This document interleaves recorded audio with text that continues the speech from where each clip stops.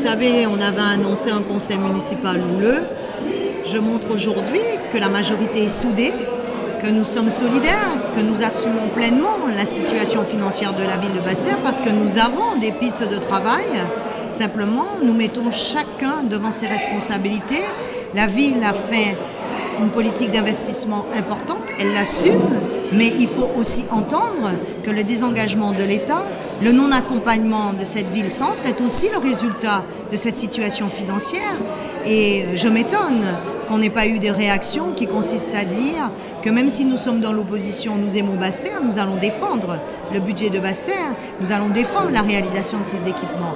Mais vous savez, on ne peut pas changer les hommes. En tout cas, la majorité va travailler pour les Basse-Terriens, nous sommes confiants. Et puis, dans les années à venir, il y a beaucoup de choses qui peuvent changer. Je dis personne n'est à l'abri aujourd'hui d'une augmentation des impôts. Je ferai tout pour que la pression fiscale n'augmente pas à Basse-Terre. Et ceux qui semblent se réjouir de cette situation, ils devraient regarder de plus près leurs comptes. Parce que si demain l'État se désengage à hauteur de 20 ou 30% et que toutes les collectivités d'outre-mer ne pourront plus assurer leurs responsabilités, on verra très vite qu'il n'y aura pas d'autre choix que de faire ce transfert sur les Guadeloupéens, ce qui serait catastrophique. Moi, ce que j'attends, c'est ne pas essayer de déterminer qui sont les mauvais et les meilleurs en la matière. C'est de se mettre ensemble et de dire à l'État, non, les collectivités d'outre-mer, la Guadeloupe ne peut pas supporter une baisse des dotations. Voilà une démarche intelligente, quelles que soient nos sensibilités politiques. Nous sommes en responsabilité, il y a des maires de droite, des maires de gauche, mais nous sommes tous confrontés à ce désengagement de l'État. Il faut pouvoir dire à l'occasion de l'arrivée du chef de l'État que nous ne pouvons pas accepter dans le cadre de la prochaine loi de finances qu'on assiste à une diminution de nos dotations parce que nous ne pourrons pas faire face au regard de la montée de précarité en Guadeloupe. Je me sens bien parce que je défends les Basse-Terriens. Ce matin, l'exercice était compliqué pour moi, mais j'ai voulu faire entendre que les Basse-Terriens n'étaient pas traités de manière équitable par rapport aux autres communes de la Guadeloupe. Et ce message, je crois, est passé. Maintenant, ce que je note, c'est qu'on a mis au grand jour un comportement qui consiste à mépriser tous les élus qui ne font pas allégeance. Et surtout, j'ai noté un profond mépris et un manque de respect pour la femme en Guadeloupe, surtout lorsqu'elle n'est pas soumise. C'est ça qui est ressorti ce matin et c'est triste pour la Guadeloupe. J'espère franchement qu'on mettra un terme à cette façon de faire de la politique et que nous irons vers une alternance, quel que soit celui qui sera en responsabilité. Je le souhaite pour les Guadeloupéens, je le souhaite pour la Guadeloupe que j'aime.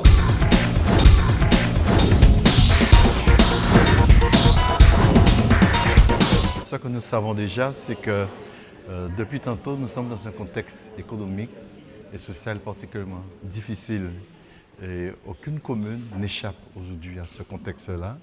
Et même si on constate qu'à Gobert, entre la signature de ces deux conventions, parce que nous sommes à un niveau de renouvellement, il y a une baisse au niveau des demandeurs d'emploi, notamment au niveau des jeunes à Gobert.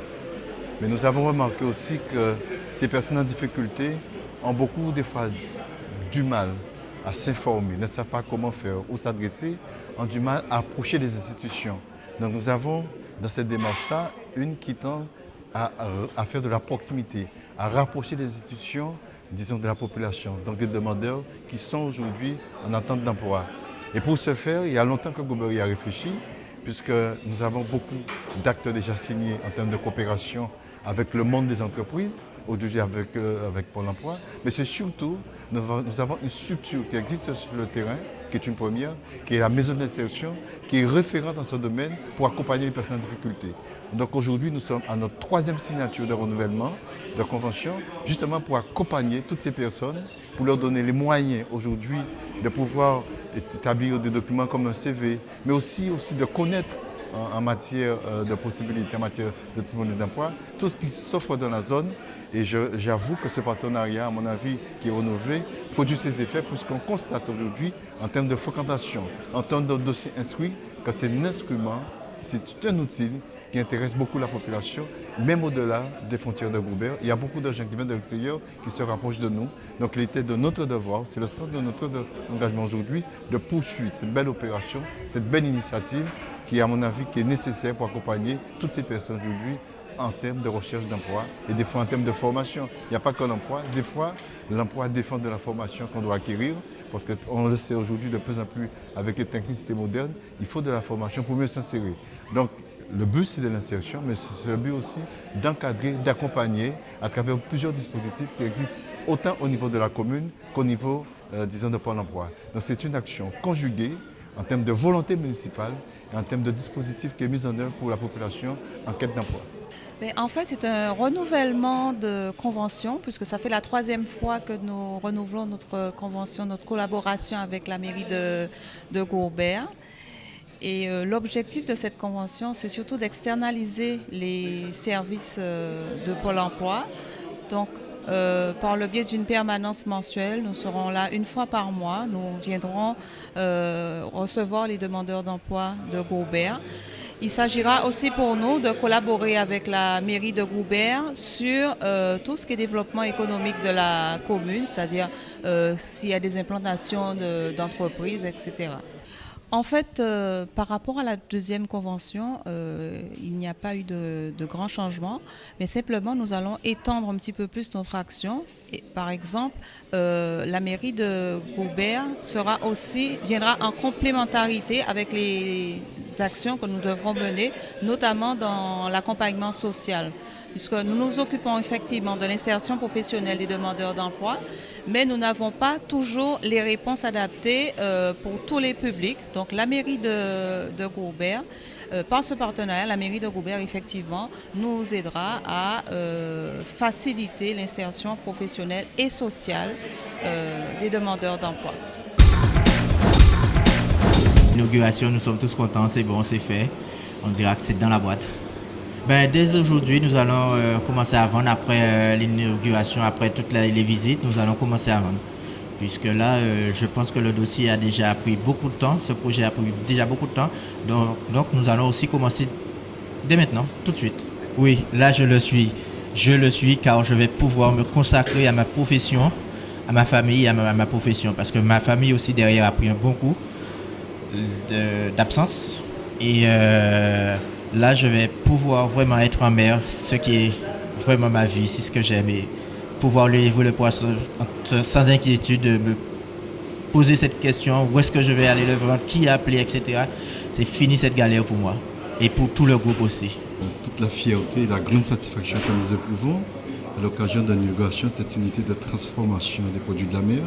Pourquoi ? Parce que ça a été un long combat, une excellente initiative des professionnels, un engagement à corps et âme, un engagement financier, mais c'est surtout une certaine unanimité autour de ce projet avec l'ensemble des acteurs, qu'il s'agisse des institutionnels, État, des directions de la mer, j'en passe, des collectivités et aussi de l'investissement communal, puisque grâce à mon équipe municipale, nous avons pu mettre en place un double dispositif, la mise à disposition de ce terrain en termes de logistique, mais en même temps mettre en place juste à côté des équipements urbains pour donner toute sa dimension à cette filière de la pêche. Pourquoi ? Parce que nous considérons que la zone de Rivière-Saint est certainement la zone la plus attractive de la Basse-Terre et qui détient un pôle maritime très conséquent. Donc aujourd'hui, c'est une étape, vraiment, je pense que nous réjouir, parce que nous savons qu'il est porteur d'espoir en termes de retombées pour cette zone du Sud-Basse-Terre. Et je répète tous les jours que cette zone du Sud-Basse-Terre, à mon avis, est un complément du développement de la Guadeloupe tout entière. Donc on ne peut que se réjouir et féliciter toutes celles et ceux qui ont contribué à cette belle réussite et surtout demander à la population de se l'approprier, car aujourd'hui, on va vers l'excellence, on va vers la labellisation et le Sud-Basse-Terre est riche de ce patrimoine en termes de produits naturels, mais aussi de ce potentiel humain. Les deux alliés plus la population, ça doit donner une bonne réussite, un beau départ à cette zone du Sud-Basse-Terre. Écoutez, c'est une très belle impression. Je suis très fier de cette réalisation.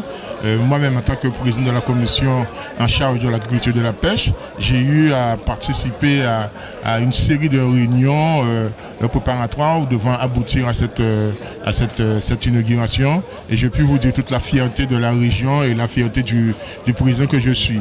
Mais comme je l'ai dit dans mon discours, c'est une belle opération parce qu'elle permettra effectivement aux marins pêcheurs d'écouler dans de meilleures conditions leurs produits, mais c'est aussi la preuve que la région Guadeloupe intervient dans les différents segments. Il ne s'agit pas simplement pour la région Guadeloupe d'aider les marins-pêcheurs à faire l'acquisition de matériel, mais il s'agit aussi pour la région Guadeloupe de participer dans toute la chaîne et de permettre à ces marins-pêcheurs d'écouler dans les meilleures conditions de sécurité sanitaire leurs produits. Mais au-delà aussi, je l'ai dit dans mon intervention, l'implantation d'une telle structure dans cette zone peut avoir des effets de polarisation. Cela signifie que d'autres petits commerces de proximité pourraient venir effectivement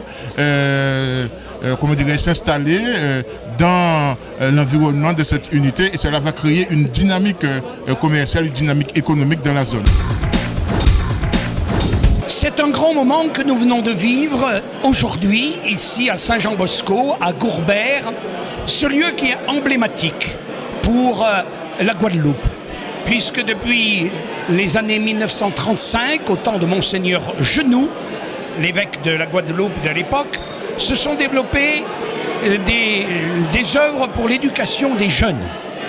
Et tout cela s'est déroulé durant les années 40, 50, 60, et il y a eu des difficultés, comme chacun sait, qui ont été maintenant surmontées, puisque grâce à l'œuvre d'Auteuil, qui est une grande expertise pour l'éducation des jeunes, nous avons donc constitué une association qui s'appelle l'association Saint-Jean-Bosco, qui développera justement les activités sur ce centre de formation artisanale Jean Belloc, la petite école primaire de Jeanne d'Arc, et enfin aussi le lycée professionnel de Blanchette, qui est tout proche d'ici.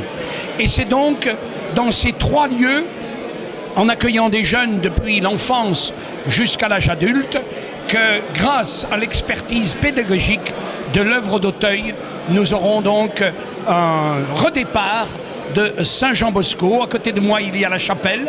C'est tout un symbole, puisque dans cette chapelle, il y a la messe tous les dimanches après-midi.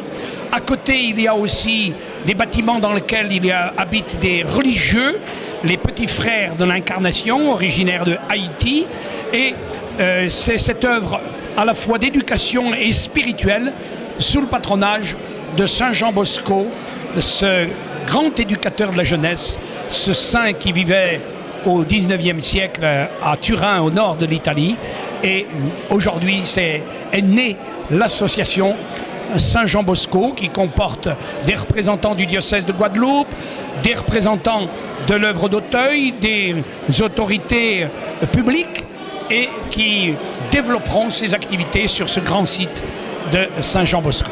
Alors ce matin, c'était une journée, je pense, historique, assez extraordinaire, où l'ensemble des acteurs qui souhaitaient la renaissance de Saint-Jean-Bosco se sont rassemblés. On dit à la fois l'histoire de Saint-Jean-Bosco qui est très riche depuis 1939, également les attentes que chacun avait, parce que les attentes concernent les jeunes en difficulté de Guadeloupe, qui ont besoin qu'on aille les rencontrer, qu'on aille les accompagner, pour qu'ils puissent s'insérer dans la vie en hommes debout. On en est à la 8e édition de la marche de la fraternité. Donc en fait c'est une marche qu'on organise tous les ans, le 8 mai. Donc c'est une date fétiche pour nous. Donc c'est une marche qu'on organise tous les 8 mai de l'année. Voilà. Donc en gros, le goût de la manifestation, donc un peu, c'est de faire sortir les gens de chez eux. Donc c'est une manifestation qui se déroule en deux parties. Donc une première partie sportive, dont la marche. Donc c'est un rendez-vous qu'on a au niveau de Sobupneu, au niveau du pont de la rivière des Pères, donc là où on réunit tout le monde. Donc là, sur cette manifestation, on a un premier point de ravitaillement. Donc il faut savoir que c'est une manifestation qui coûte seulement 10 €. Mais sur la manifestation, je vais vous donner le contenu. Donc nous avons un premier ravitaillement, donc le rendez-vous chez Sobupneu, où nous avons un premier ravitaillement, où nous donnons tout ce qui est fruits, eau, fruits secs, sucre et tout ça. Donc voilà, donc ça c'est le premier ravitaillement. Donc sur le circuit après, on a encore 2 points de ravitaillement. Et c'est une marche qui sort de Rivière des Pères pour arriver jusqu'à la rivière de Saint-Louis. Donc il faut compter en gros 10 km en gros. Voilà. Donc il faut savoir aussi, c'est bien sécurisé. Donc sur le circuit, nous avons sur le circuit, nous avons 2 navettes, donc 2 véhicules type navette, donc qui sillonnent le parcours de bas en haut. Donc c'est 6 au cas, parce que bon, c'est une manifestation, je rappelle, qui est ouverte à tout le monde. Donc c'est 6 au cas, il y a des gens qui ne peuvent pas faire tout le parcours. Donc ces gens-là peuvent emprunter la navette. Et dans l'une des navettes, nous avons aussi un médecin à bord. Donc voilà, donc si on ne sait jamais de l'hypoglycémie ou on ne sait jamais, donc il y a un médecin à bord. Voilà, donc il y a tout ce qu'il faut pour que les choses se passent dans de bonnes conditions. Il faut savoir aussi que les pompiers ont été avertis, donc pour ça il n'y a pas de problème. Nous avons toutes les autorisations au niveau de la mairie de Baïf, au niveau de la mairie de Basse-Terre et la mairie de Saint-Claude, parce que nous on va arriver jusqu'à la rivière de Saint-Louis, mais de l'autre côté du pont, donc c'est-à-dire sur le littoral de Saint-Claude.